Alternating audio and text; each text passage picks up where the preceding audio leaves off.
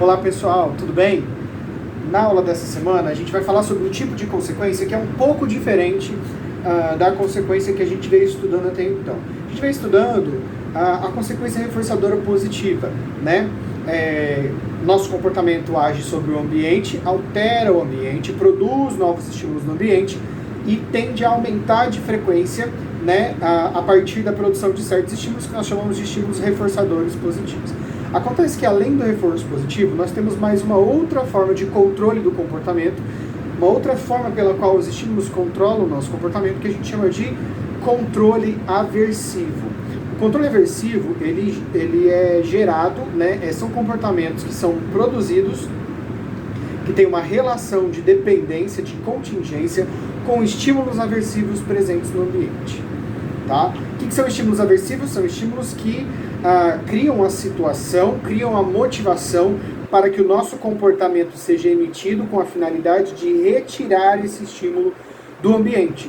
Tá? Então, por exemplo, um mau cheiro. Um mau cheiro tende a ser um estímulo aversivo, porque nós agimos para retirá-lo do ambiente. Então eu vou apertar um bom ar lá, né, quando eu vou ao banheiro, e aí o banheiro fica com um cheiro não muito agradável, não que seja o meu caso, porque eu como bastante flores, e aí então, né, mas enfim,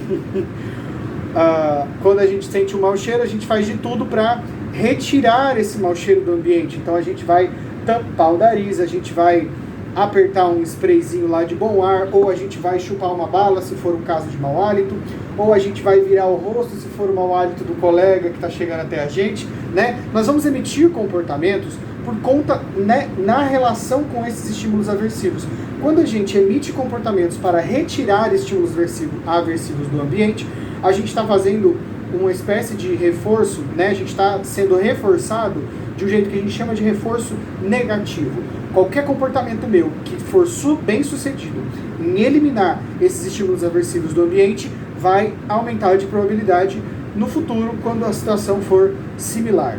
Ok? Isso a gente chama de reforçamento negativo. Ele é como que é o mesmo procedimento de aumento da resposta, porém a diferença é que no reforço positivo a gente tem o acréscimo de um estímulo, e no reforço negativo a gente tem a retirada de um estímulo, tá? Isso que é o positivo e negativo que a gente costuma dizer, tá? Não é se é bom ou se é ruim e etc. Por exemplo, as pessoas podem agir para produzir cheiros ruins também, cheiros desagradáveis. Elas podem, de repente, ter um fetiche aí, né? Num chulé, num suor, enfim, a gente sabe que a vida tem desses também, né? E nesse sentido, esse cheiro que seria desagradável pode funcionar como reforçador positivo na medida em que a pessoa atua sobre o ambiente para ter contato com esse estímulo.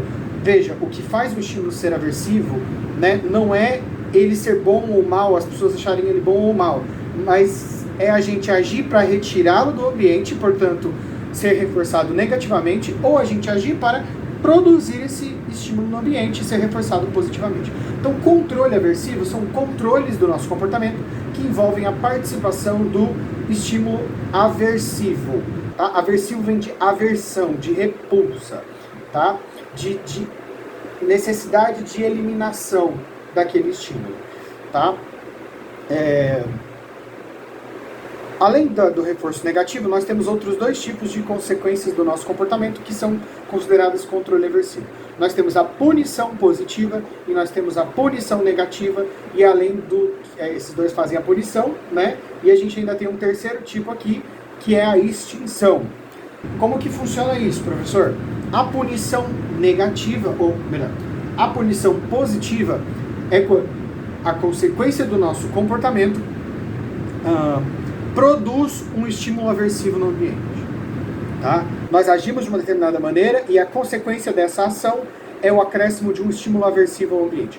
Quando esse estímulo aversivo aparece associado à nossa resposta, essa resposta vai tender a enfraquecer. Se a resposta não tende a enfraquecer, então não é uma punição. Tá? Punição é quando o estímulo que segue a resposta enfraquece a emissão dessa resposta. Tá? Toda punição ela gera uma situação em que nós temos que emitir uma coisa que nós chamamos de contracontrole. Quando a gente tem um estímulo aversivo no ambiente que é produzido por uma parte de nossas respostas, nós tendemos a agir como contracontrole. O que é isso?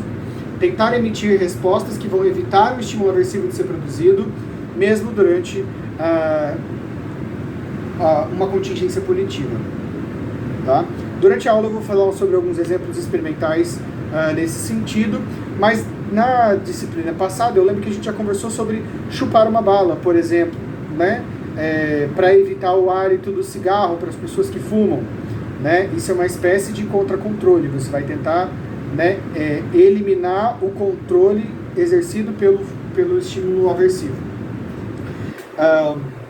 Quando a gente se esconde da mãe, por exemplo, né, com relação ao cheiro de cigarro, o que a gente faz? A gente emite um contracontrole, a gente, né, tenta emitir uma resposta que vai mitigar o controle da mãe sobre o nosso comportamento. E aí a gente vai tentar enganar ela, fugir dela, esconder o hálito, passar uma loção na mão para tirar o cheiro do cigarro, né? Isso tudo por quê? Porque a mãe, se ela perceber o seu cheiro, ela vai se tornar um estímulo aversivo. Então você emite comportamentos para evitar o contato com esse agente punidor, tá? O outro tipo de controle aversivo que a gente tem é a punição negativa.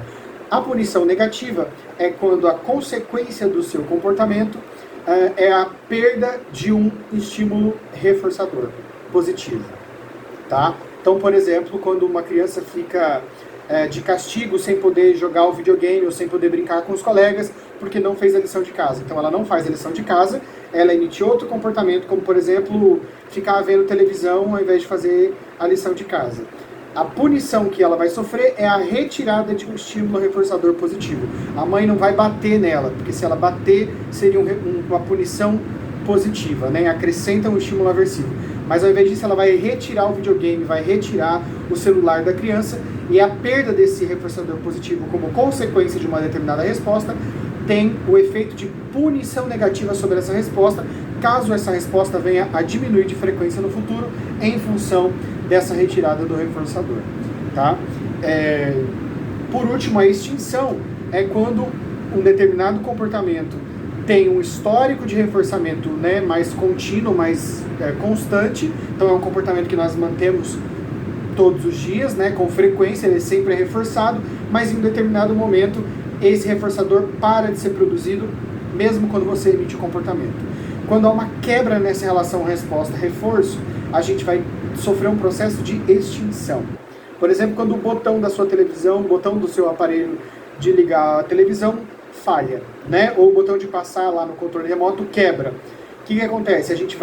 Sempre a gente foi reforçado por apertar aquele botão, porque toda vez que eu apertava aquele botão, produzia uma alteração ambiental que era mudar de canal, mudar de volume da TV, né? Ligar a TV, alguma coisa nesse sentido. Essas são as consequências reforçadoras positivas para o meu comportamento de apertar o botão. Quando o meu botão para de funcionar, eu vou apertar e não vou ter a mesma consequência. Essa falta de consequência, ela não é uma punição porque não acrescentou um estímulo aversivo, ela não é uma punição negativa porque não retirou um estímulo reforçador positivo, ela é simplesmente uma quebra, né, da contingência entre resposta e consequência. O resultado disso é uma extinção, que tende a ser avaliada como: durante a extinção, nosso comportamento tende a aumentar de frequência, ou seja, eu vou tentar apertar mais ainda o botão, vou tentar apertar com mais força, vou tentar apertar mais rápido, vou tentar chegar mais perto da televisão, né? Eu vou aumentar o meu comportamento, eu vou aumentar a probabilidade desse comportamento imediatamente e depois ele vai cessar, né? E depois eu não vou mais apertar esse botão. Já vi exemplos experimentais durante a aula, para ficar mais claro para vocês, e aí a gente vai entender o que são então esses tipos de controle aversivo.